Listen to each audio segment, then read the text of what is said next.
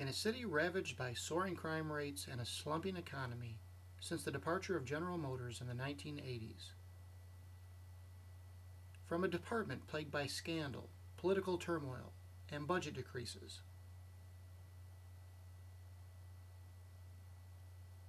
And working out of a boarded-up community center, eerily similar in appearance to many of the homes around it, one Flint police officer is determined to make a change.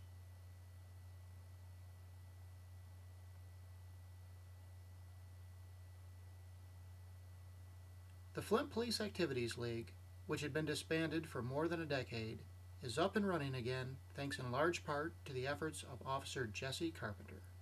P.A.L was dismantled for about 10 years until about 18 months ago, 19 months ago. And given the opportunity, I started it back in the community here, and we haven't looked back. He had lobbied for years to get the program reinstated with no success. Our department basically had no other juvenile intervention program going other than liaison officers.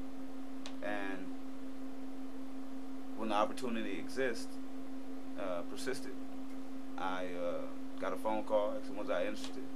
I said yes, and hit the ground running and haven't looked back.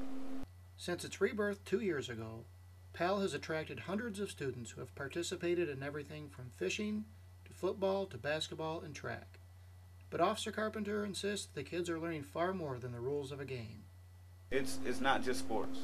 It's respect, discipline, accountability.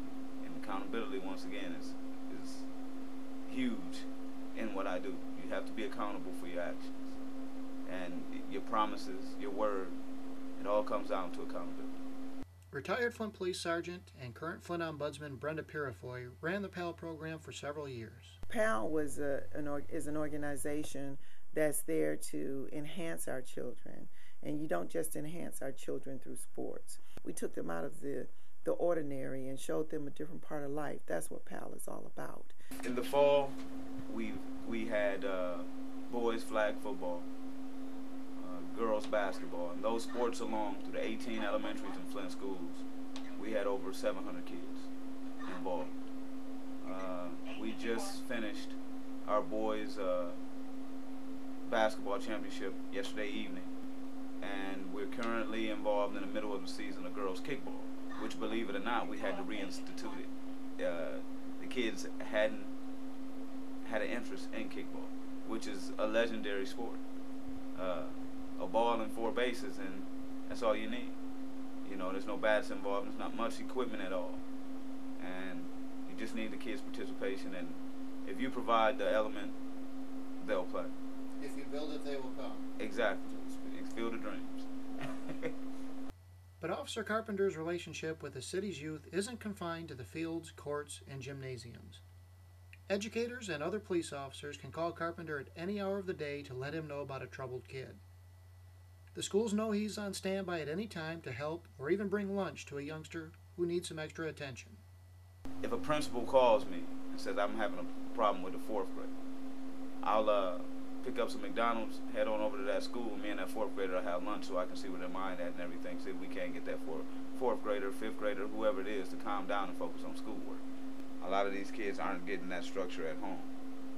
Last year we had several kids that were quote-unquote labeled special needs kids. But because of the sports angle that we provided in the Flint schools, through a partnership with the athletic program and after-school programs, we had several kids test out of special needs classes and went on to middle school in their respective classes. You know, without that embarrassment or that label on their back, and they're more focused to get their work done. The activities that P.A.L offer aren't just for activity's sake or sports sake. It teaches them teamwork. It teaches the camaraderie. It gives them that brother-sisterhood type of feeling. It brings them out of the streets. P.A.L program has been very beneficial to the kids as well as a lot of the parents. Keep the kids off the streets and give them something to do outside of school. It also motivates them to stay in school to get better grades, because they know if they haven't got their grades right, they can't get on that court to play basketball, football, kickball, floor hockey, soccer. it's quite a few things that we got for them to be able to do. So it's very, very beneficial to them in a large scale. Officer Carpenter says that the crowning achievement of the P.A.L program thus far has been the partnership with Flint Firefighter Rico Phillips in the implementation of the Flint Youth Hockey League. I've been involved in hockey for a long period of time, since high school. And one of the things I noticed after I got into officiating, where I got a good chance to see a broad spectrum of the sport, is that it wasn't very diverse culturally speaking. So ironically, last September I was talking with Officer Jesse Carpenter from the Flint Police Department, and he runs the Flint Police Athletics League, or Activities League.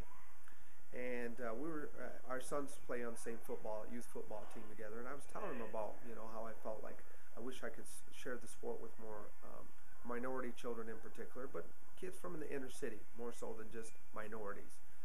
And he said, well, let's do it. And I said, well, what do you mean, let's do it?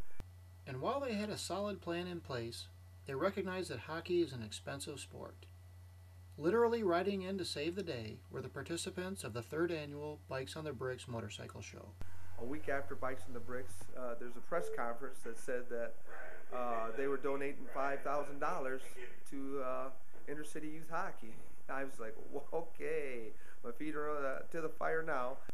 When I originally thought of it, I wanted to keep it at 25 kids, and I wanted to keep it at what I felt to be manageable, because I didn't have equipment for all these kids.